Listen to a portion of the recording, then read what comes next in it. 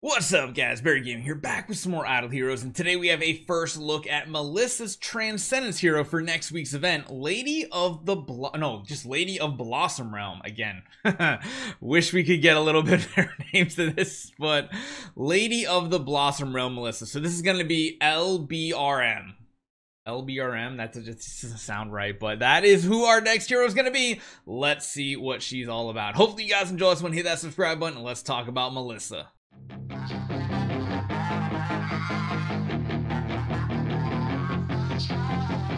So first up, we have the English information. This again is called Lady of Blossom Realm, Melissa. The idea for this hero is her colors. So yeah, one thing I will say right out of the gate, the color scheme and the way this hero looks, it looks awesome. They are getting a little lazy though. Have you noticed this is like the third or fourth hero now that literally uses the same skeletal shape as Scarlet Queen Halora? But yes, she's literally the same exact same position. It's fine. When designing the character, we decided to use the Forest Green and Transcendence Purple as the base tones, and then boldly adding a variety of rich and complex color schemes on top of that to create an oil painting-like color, giving people the impression that she is a colorful, warm, and sunny forest hero. But all of this is simply a dream. If Melissa awakens, the exquisite paintings will deteriorate and decaying reality will return. What the what? She evil? That's interesting.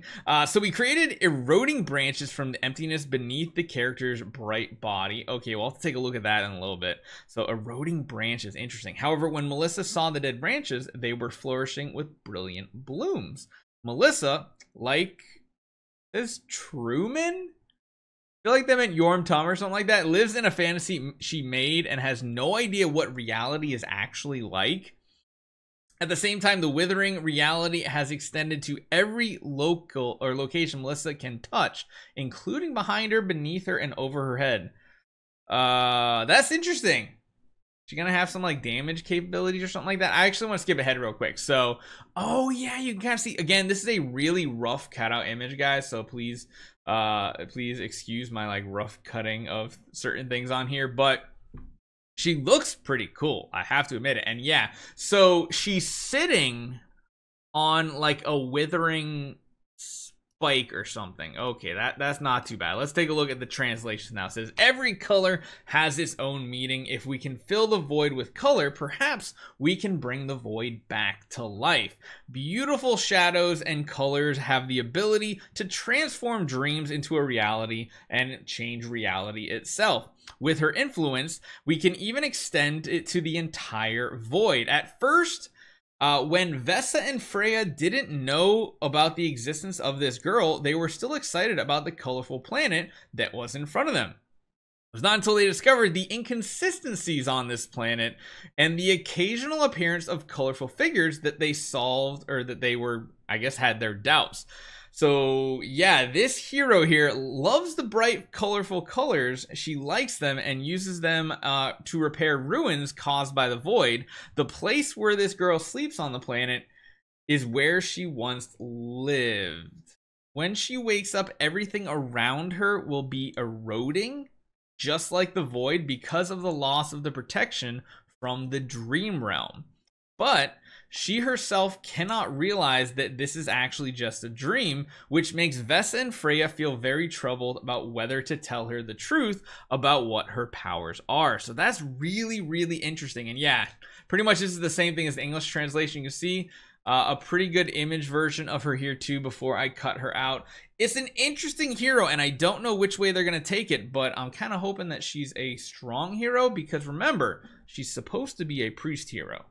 So first off, you can see that the event itself isn't going to be anything super special. Call of Stars is the typical name they give a Transcendence event. However, I do want to talk about something specifically because, like I said, this is a priest hero, and priest heroes are not something we get all the time. It's funny how the baseline Melissa, like you can see, she's like basically pollinating things or something. She's basically restoring decaying plants to life, whereas this new version of her at Transcendence is almost going to do the opposite. She's going to be doing the decaying. But Let's talk about this. How many actual priest heroes have we had in the history of Transcendence heroes? We had Vesa, which at the time she was pretty much meta and game breakingly good. Besides that, we had the next one, which is Arania, which was not good at all when she came out. She now is kind of not bad, but still not great. We've had Phantom Fire Lana, which is still to this day one of the best support heroes to have on your entire account.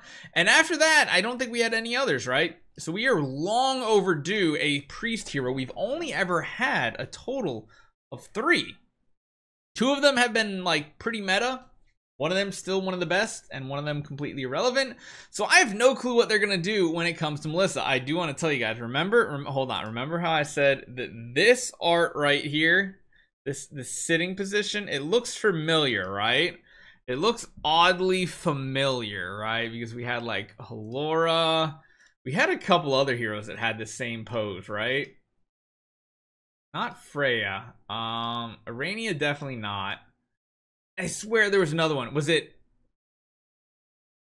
Does Elena go to that? No, she's kind of like more lounged back. She's not quite the same. Like it's similar, but not really. G-Ster, was it Natalia? No, Natalia is a little different, right? Although the main Natalia, I mean, what is up with all the female characters and just like sitting? Oh, it was Betty, right? I think Betty's this one that uses the same sitting model essentially, right? Well, that was a little brutal. Yeah, so she has like pretty much the same skeletal model where she kind of like, she's kind of sitting there lounging. I don't know if there's any other ones. Yormtum does Patricia? If they do, and I haven't noticed it's been this many, then I feel stupid. But I do feel like there have been quite a few using or reusing that same pose from Scarlet Queen Halora. Does she do it? No, she stands, right? Yeah, she definitely stands on it. Luna? No, Luna stands there. Alakita is floating. Alakita uses the same like model as Eos, I think. So there have been a couple. Betty and Queen, definitely the 2 that are like almost identical. I mean, Elena, a little bit kind of sorta. But nonetheless, I do think the hero model is really cool, and I'm intrigued to see what they do with this this theme of her, because like she's all about the forest, but then she's also decaying everything around her at the same time. Is she gonna be a dot damage dealer? Is she gonna be a debuffer? We'll have to see. Either way, when it comes to the actual art and design of this hero, I think this one is actually really, really cool. I like it. I even like how like her shoes are literally like part of the forest. She's like a fairy. So maybe she's like Mystic Fairy Freya. I don't know. But yeah, the throne she's sitting on is like literally decay. It's like a weird cactus, mushrooms, flowers. I don't know. We'll have to see how this hero turns out. So let me know what you guys think. Hopefully we'll get her hero card early in the week, probably around Tuesday, and we'll get to see an early preview of what she can do. And a lot of it's going to come down to what her core of origin can do, what her sublimations can do, and what her destiny transition can do. Let's see. See you guys next time.